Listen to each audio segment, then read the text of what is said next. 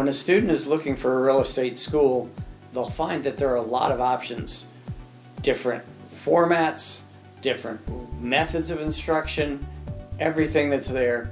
This video is going to tell you all about that. I'm Jay Rose, as well as being a real estate attorney. I have over 3 decades in teaching real estate and being a real estate broker.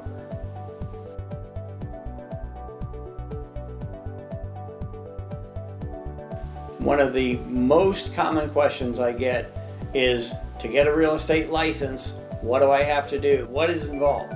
Well, in Indiana, you need a state-approved 90-hour pre-licensing course. That might also be called a broker course.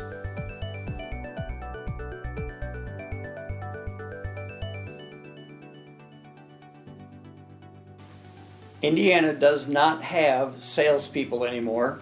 We are all just brokers. Now, if you're going to be a broker in charge of a broker, you're a managing broker, but you don't have to worry about that right now.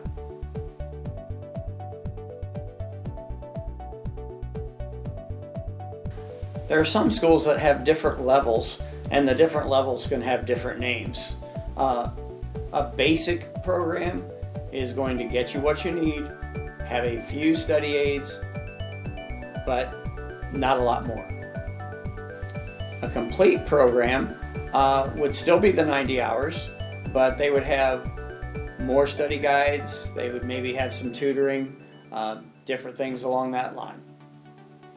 And some schools might have a third level of instruction that has more instruction after you get your license. We have a comparison chart where you can compare all the different schools, the things that they offer, and that's in a link down below.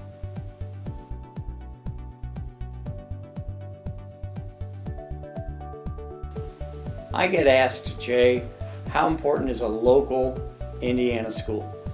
Well, I got to tell you, Indiana's kind of weird. We already talked about brokers versus salespeople, but the weirdness doesn't stop there.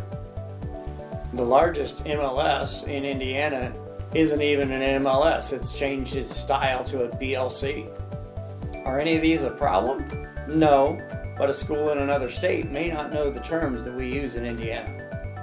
If you have any questions about why Indiana real estate is different, you can contact me directly using the links below.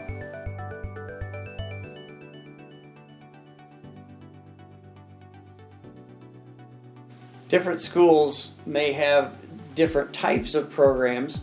For example, online, in person, or virtual. It's an individual preference thing, but when you hear live in person, you might think that sounds really cool, but there are definitely some issues. When you're talking about an in-person class, the biggest issue is you have to get there. And let's say it takes you a half an hour, which is a little light sometimes, especially with traffic and so on.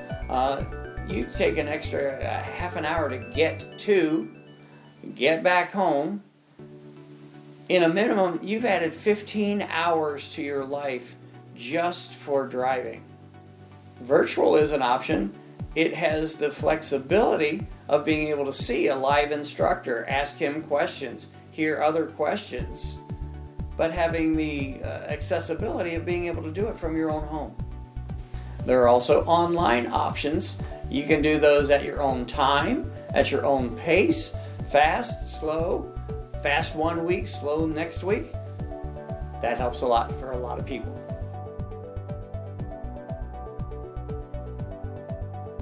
You can often see examples if you look on YouTube, a school website, maybe even get a free trial.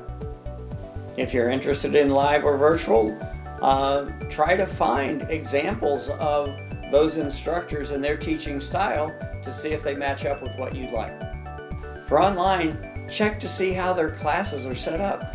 There are some schools that put a book on a screen and read it to you for 90 hours. That should get you started. Again, if you have any questions about our school, I'd be glad to talk with you.